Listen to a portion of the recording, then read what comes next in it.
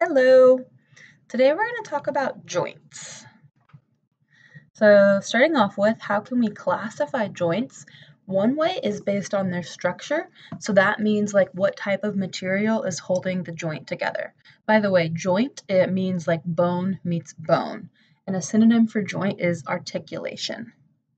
So we're going to have fibrous, bound together by fibers, cartilaginous, bound together by cartilage, and synovial. Those ones actually contain like this liquid called synovial fluid. So starting off with, let's take a closer look at fibrous joints. And this is something that you might not even think of. Like we learned all of those skull bones, and because they're separate bones, like the place where they come together, that's considered a joint. We call them sutures in the skull. So they're held together by fibers. That's a fibrous joint. The tibia and fibula that are held together by a ligament, that's an example of a fibrous joint. And then this is such a weird one to think about. Like your tooth is held into your mandible by fibers. And then cartilaginous. We are already a little bit familiar with this because they're joints that are held together by cartilage. We have mentioned like the discs that help hold the vertebra together, and we've mentioned the pubic symphysis before. Oh yeah, and it's weird to think of like the growth plate, the epiphyseal line, as a joint because technically it's cartilage between two bones. And then the third cavity is synovial joints. This is the generic structure of them. So we have a bone bound to another bone, and inside this like green place right here, that is synovial fluid. You can think of it kind of like egg white, kind of like viscous water or thick water. And you can imagine how that would help cushion the bones, but like they're able to move. Like think about trying to move like your tooth in your mouth, that's not moving. But the reason like I can move all my fingers and I can like go like this is because I have fluid-filled cavities letting me move them. We're also going to classify joints by their function. So surprise, surprise, structure and function. And the function of a joint is basically to let bones move. So we're going to classify them based on how much they can move. Synarthroses. I know it's a weird word, but synarthroses are joints that can't move at all. Think of like the sutures in your head. We don't want those moving. Amphiarthroses are slightly movable.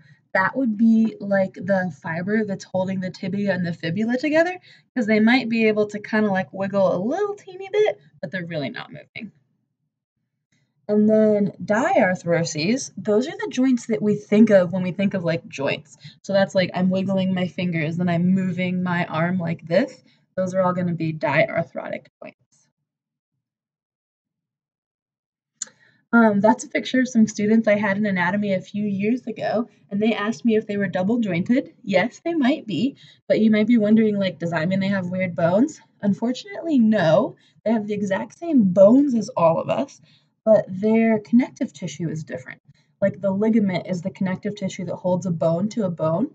In someone who can like stretch out their joints, they have really stretchy ligaments. So like whereas I might only be able to bend it like this far, if I had stretchier connective tissue, I could bend it like even farther. And again, we have this trade-off between I can move it more, but now it's less stable. But that's still impressive. Okay, now we're gonna focus on synovial joints because those are our like main ones that move. And so all of them move, but we're gonna categorize them based on how much can they move. So uniaxial means they can only move in one direction, like up and down and up and down. So better than not moving, but not that much movement. Biaxial means we can do up and down and side to side. And then multiaxial is like the whole shebang. We can go up, we can go down, we can go sideways, we can go diagonal. So multiaxial is our most movement. Now we're going to talk about each synovial joint, and we're going to kind of go in order from the ones that don't move very much to the ones that can move a lot. So the plane joint, an example of this would be like the bones in between your carpals or your wrist bones on your tarsals. Like if I'm thinking about this, like right in here, my wrist doesn't move a lot, but it moves a little bit. And if you can picture like those bones sliding back and forth, This technically doesn't even count as movement, like non-axial movement, because it's not even going back and forth. It's kind of just like slightly moving around. I have an animation of this to help us see it. So that is a plain joint doing its gliding and sliding. And again, we're picturing our wrists, our carpals, and our ankles, our tarsals. Next, we'll talk about hinge joints. This is a good example of uniaxial movement, so movement in one direction, and that's basically going to be like back and forth like this. Good example of this is our elbow, up, down, up, down. Also all of the little phalanges, like in our fingers and our toes, like that's able to bend like that in one direction. So not this joint, but like this is a phalange, this is a phalange. So that joint right there, that is my hinge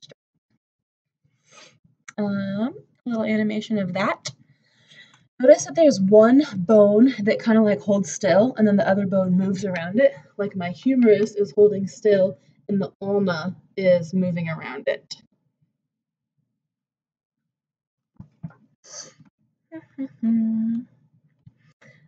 Pivot joints. These are interesting.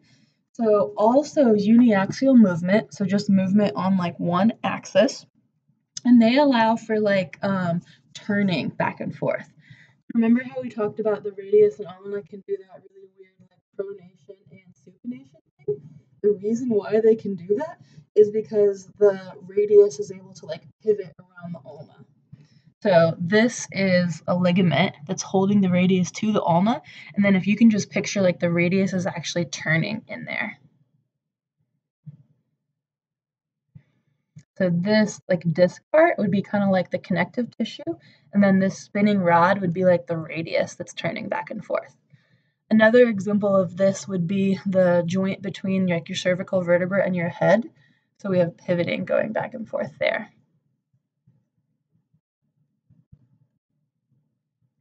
All right, finally, we're getting some more movement. Condyloid joints. These are considered biaxial joints. So that means that we can go like backward and forward and side to side. And these are your knuckle joints. So the joint between your metacarpal and your phalange, that's your knuckle. And notice that I'm going front and back, and I'm going side to side. You can recognize a condyloid joint because it's going to have an oval shape. Oh yeah, and this is also showing us the wrist bones are a condyloid joint as well. So I'm going front and back, and then the next time we're going to see it going side and side.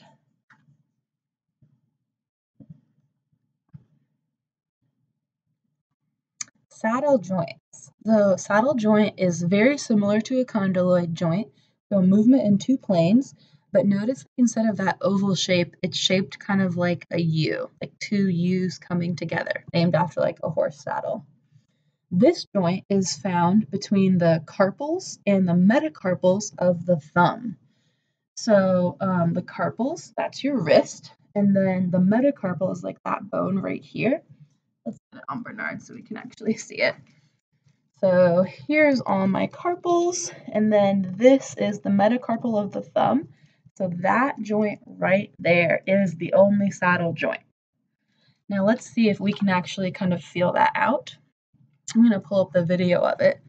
So the joint between my wrist and my carpals, I can move my thumb forward, I can move it side to side, I can almost get my thumb in a total circle. So these joints right here, between the metacarpals and the phalanges, these joints are condyloid, and they allow the movement side to side and front and back. This joint right here at the base of the thumb is the special saddle joint that allows our thumb to move like even more than these. And again, phalange to phalange, so we have hinge is phalange to phalange, condyloid is phalange to the metacarpal, and then the carpals to the metacarpal of the thumb specifically is our saddle joint. And then our last type of synovial joint that we're going to talk about is a ball and socket joint. This one is pretty self-explanatory because you have like the head and it fits into the socket. This is showing the pectoral girdle. Remember I talked about how that socket is like really shallow? And then this could be more like your hip bones that has the deeper socket, the acetabellum. These have more motion than any other joint. Like if we think about that, we can move our arms and we can move our legs like 360 degrees. Multi-axial motion.